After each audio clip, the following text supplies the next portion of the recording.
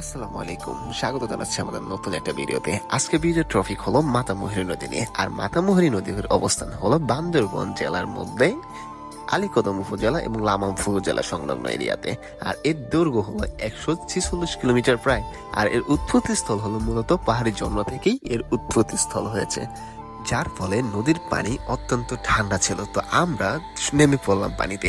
এখানে দেখেন হাঁটু সমান পানি ছিল, একেবারেই হাঁটু সমান পানি, যার জন্য আমার একটা রবীন্দ্রনাথের বিখ্যাত কবিতার কথা মনে পড়ে গেল যে আমাদের ছোট নদী চলে বাঁকে বাঁকে, বৈশাখ মাসে তার হাঁটু জল থাকে। মূলত এখানে বৈশাখ মাসই ছিল আর এখানে হাঁটু সমান পানি ছিল।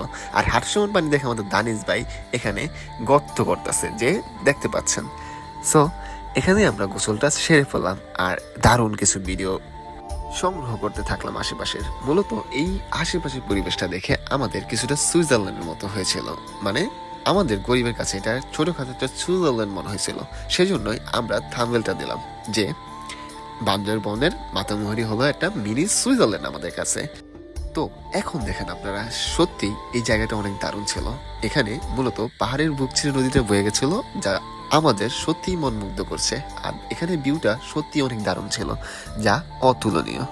তারপর আমাদের স্কোয়াড বাহিনীর গোসল শেষ হয়ে গেল আর আজকের মতো আমাদের এই সুইজারল্যান্ড পর্ব শেষ হলো। দেখা হবে আবারও। আল্লাহ হাফেজ।